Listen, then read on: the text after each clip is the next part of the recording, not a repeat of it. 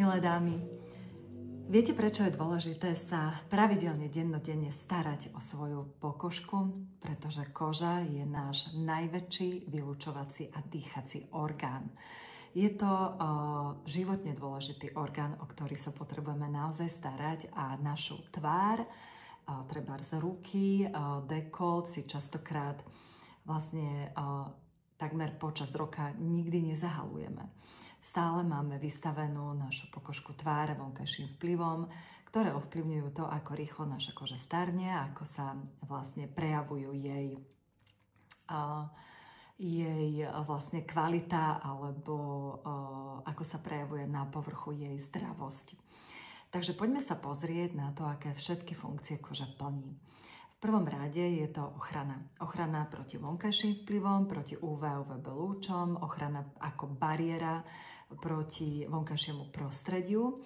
Zároveň koža zabezpečuje selektívnu nepriepustnosť, takže neprijímame zvonka nejaké chemikálie alebo proste toxíny, ktoré by sa zvonka dostávali do kože, a znútra zase neprepúšťame príliš veľa vody, aby sme udržiavali naše telo v dostatočnej forme a v dostatočnej hydratácii. Takže má viaceré funkcie, čo sa týka takej bariéry a ochrany. Zároveň koža dýcha.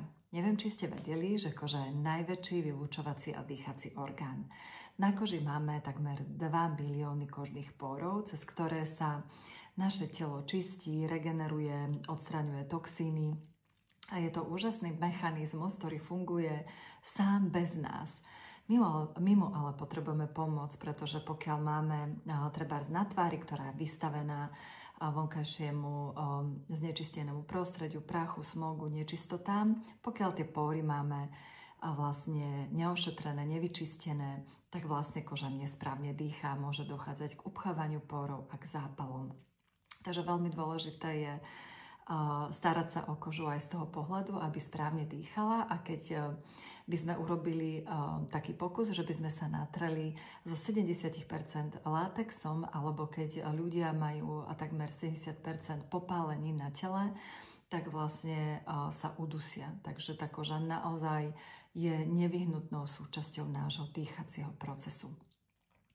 Ďalej koža reguluje teplo, a teplnú reguláciu zabezpečuje tým, že keď je vonku chladno, tak sa nám stiahnu cievy a všetká krv sa vlastne presúva do vnútorných orgánov, aby sa neochladzovala, a koža na povrchu sa nám vytvoria zimomriavky a je bledá, takže nie je dostatočne prekrvená.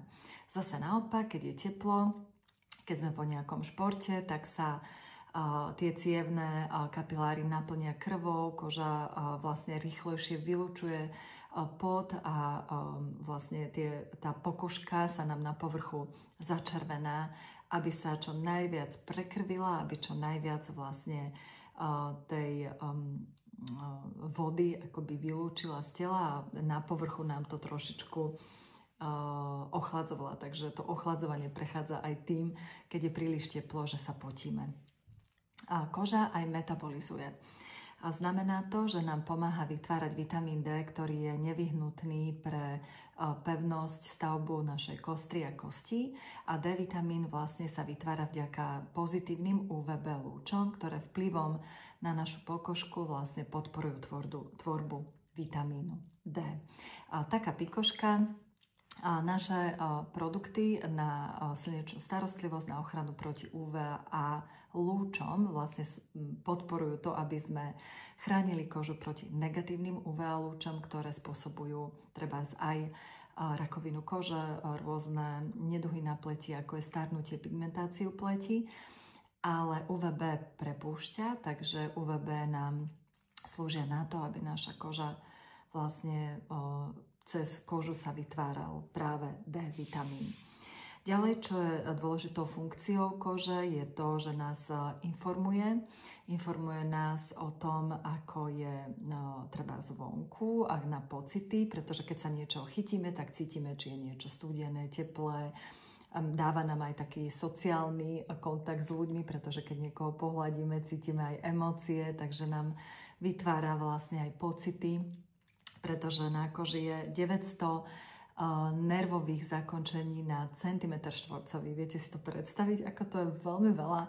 Preto aj cez kožu cítime napríklad bolesť a niekedy, keď máme povrchové zranenie kože, tak je to veľmi, veľmi nepríjemné, pretože práve pod povrchom našej kože sú všetky tie nervové zakončenia.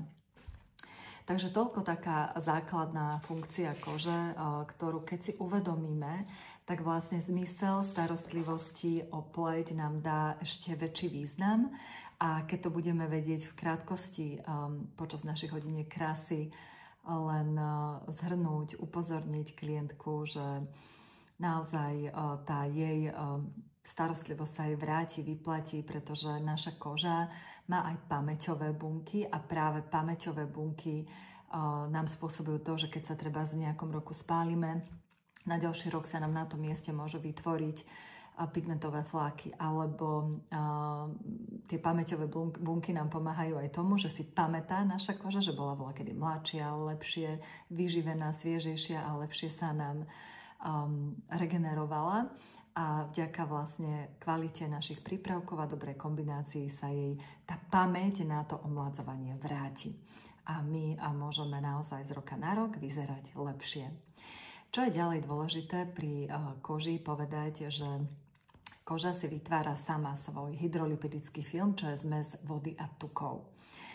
Je to taká prirodzená ochrana a bariéra našej kože, pretože v minulosti trebárs ľudia nemali kozmetiku, nepoužívali žiadne krémy a koža vlastne si vie vytvoriť akoby ten masný film, akoby krém, ktorý sa na tej pleti vytvorí ako ochrana proti mrázu, vetru a chladu.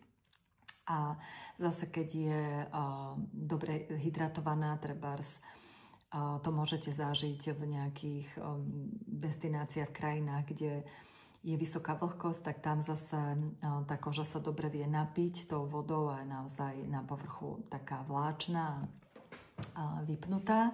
Takže ten hydrolipidický film, to je naša prirodzená ochrana a ten hydrolipidický film sa vytvára v priebehu dňa bez nášho vedomia. Proste naše telo funguje bez nášho vedomia. Je to úžasné chemické laboratórium, ktoré je naozaj veľmi múdre.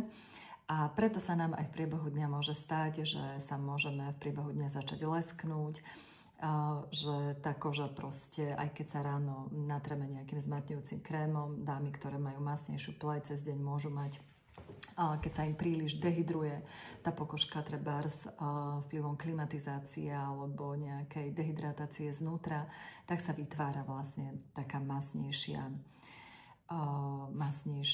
vrstva akoby na pleti. Hydrolipidický film nám slúži aj na to, aby nás chránil proti mikroorganizmom, proti rôznym baktériám, pretože je kyslý tento povrch našej kože a vlastne my potrebujeme tento hydrolipidický film aj uchovávať a chrániť, preto forma vlastne čistenia, keď sa používa najskôr čistenie pleti, či už zo sady zázračnej starostlivosti o pleť z Reaper alebo zo základnej sady, takže je to ten prvý krok čistenia podľa typu pleti, či už na zmiešanú alebo na mastnú pleť, tak ten nám zabezpečuje to, aby sa nám na povrchu pleti rozpúšťali všetky tie nečistoty, toxíny, prach, smog, aby sa nám póry otvorili. Ale pleťová voda, hydratačné tonikum, nám slúži na to, aby dočistilo póry a uzavrelo tie póry a vyrovnalo ten hydrolipidický film alebo pH našej pleti, pretože pH vody je úplne iné ako je pH našej kože. A vlastne voda z umývadla, klasická voda na umývanie, nám kožu vysušuje. A preto ja vždy doporučujem mojim klientkám, aby zaradili tieto 2 kroky čistenia naozaj poctivo každé ráno a každý večer do svojej starostlivosti, aby jednak správne kožu vyčistili, dovolili tým pórom sa vyčistiť, dovolili im správne dýchať, ale zároveň, aby aj sa trošku stiahli tie póry a vyrovnalo sa pH kože, aby tak pokožka nemala pocit nejakého stiahnutia, pnutia a dehydratácie. Ďalej, čo je veľmi dôležité, spomenúť klientkám, prečo treba čistiť aj ráno, pretože veľakrát počujem, že ja si ráno iba oplachnem vodou a potom si dám krém. Práve kvôli tým funkciám, ako som spomínala, cez tú noc, keď sa naša koža regeneruje, lieči, vlastne obnovujú sa nám kožné bunky, tak sa vylúčujú aj tie toxíny a keď si ráno urobíte taký pokus, že si zoberiete mokrý tampon a prejdete si po pleti, tak zistíte, že je ten tampon špinavý napriek tomu, že ste si večer kvalitne pleť odlíčili. Takže aj z toho dôvodu treba ráno opäť proces čistenia zopakovať. Ja na hodinkách krásy používam vlastne pokaždé tento profil kože, aby som ukazovala vlastne, ako naše produkty pôsobia na tejto povrchovej vrstve, ktorá je pokožka a volá sa, že epidermis, potom je druhá vrstva kože, a je to dermis a posledná je hypodermis. Tá hypodermis, to je vlastne tá, kde sa koža naväzuje na naše tukové bunky a práve hypodermis je vlastne zásobárňou energie nášho tela a práve preto, kde máme viacej tukov, tak tam nemáme vrásky, ale kde máme menej tukov, tak tam sa nám vrásky tvoria.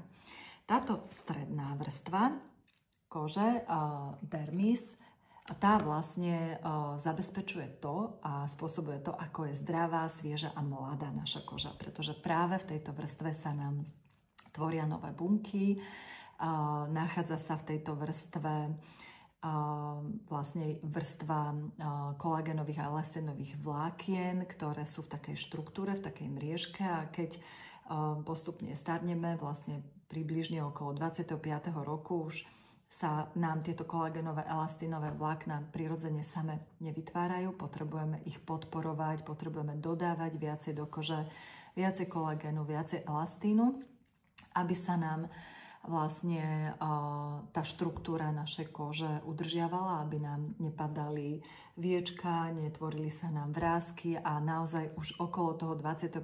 roku života začíname vidieť, pozorovať jemnúčké mimické vrásky okolo očí. Takže aj to je dôvod, prečo sa začať starať o seba našimi produktami už naozaj kvalitne od toho 25. roku života najneskôr.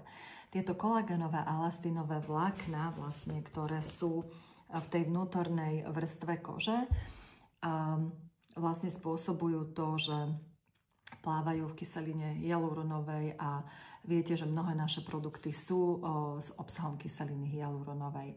Ďalej v tejto oblasti máme aj nervové, cievne zakočenia, máme tam vlasové folikuly, a sú tam bunky, ktoré majú jadro, majú schopnosť sa deliť a pravidelne tým delením jadro opadávajú, uschynajú, až sa dostanú sem na povrch, ktorý vidíme voľným okom. A vlastne tam nám potom robia také nepríjemnosti, že sa nám vytvárajú šupinky, keď máme suchšiu kožu, môžu nám obchávať pory tým, že nám uzatvoria ten por. A aj to je dôvod, prečo potrebujeme 2-3 krát do týždňa použiť peeling, aby sme tie suché zrohovateľa bunky dávali pravidelne dole. Takže tento proces delenia buniek je pravidelne každé 3 až 4 týždne, závisí od veku. Samozrejme, čím sme staršie, tak sa to delenie buniek spomaluje. Preto mladé deti alebo mladé dievčatá, deti majú krásnu vypnutú pokožku a my, čo sme už v nejakom krajšom, vyššom veku, tak musíme preto niečo urobiť, aby sme si pokožku zachovávali takú sviežejšiu a vláčnejšiu a zdravšiu. Aj to je dôvod, prečo naozaj systematicky čistiť, hydratovať, regenerovať a vyživovať našu pleť. Ďalej, čo je dôležité povedať na povrchu pleti, tak tam sú vlastne keratocity, bunky, ktoré spôsobujú to, že sú vlastne naša koža v takej nejakej prúžnosti, pevnosti a vieme vlastne tú prúžnosť a pevnosť merať aj rôznymi technikami. Keby ste si chceli vyskúšať, je to taký, že palpačný test, buď si urobíte takú rihu na líčku, akoby takú riťku a pustíte, chvíľočku podržíte, pustíte a vidíte, ako rýchlo sa tá vráska potom zmení, alebo si tak potočíte prstom a všetky tie vrásky uvidíte, že ako rýchlo dokáže tá koža sa vlastne z toho pnutia alebo z toho zvráskavenia dostať do tej prúžnosti. Čím je viacej hydratovaná, čím je viacej vyživovaná znútra, to je tá prúžnosť a pevnosť lepšia. A ďalej, čo je dôležité vedieť, že na povrchu tej kože sú aj melanocity ktoré vlastne nám pomáhajú tomu, že naša koža prirodzene vytvára melanín, ktorý je vlastne zodpovedný za to, ako máme vlastne pekne pokožku opalenú a vytvára sa vlastne kožné farbivo. Takže dámy, toľko základných nejakých funkcií, ktoré koža plní a prečo je dôležité sa o ňu starať. Je to dôležité, aby ste to aj vy vedeli same pre seba a dopriali si sebe čo najviac správnej starostlivosti pre seba, aby ste sa pestovali, hýčkali, aby ste podporovali regeneráciu vašej kože a verím, že vám toto video pomôže k tomu, aby ste čo najlepšie a najzdravšie vašu kožu pestovali, aby ste zabraňovali jej starnutiu, rýchlemu tvorbe vrások a nejakých nepekných neduhov, ale aby ste aj vďaka vašim vlastným skúsenostiam pomáhali a podporovali ďalšie ženy k tomu, aby sa dennodenne o seba starali. Určite to stojí za to. Držím vám palce a v prílohách tohto videa nájdete aj rôzne informácie, ktoré som trebárs vo videu nepovedala a môžete si ich doštudovať, pozrieť a prečítať, ak vás to zaujíma. Teším sa, majte sa krásne. Ahojte.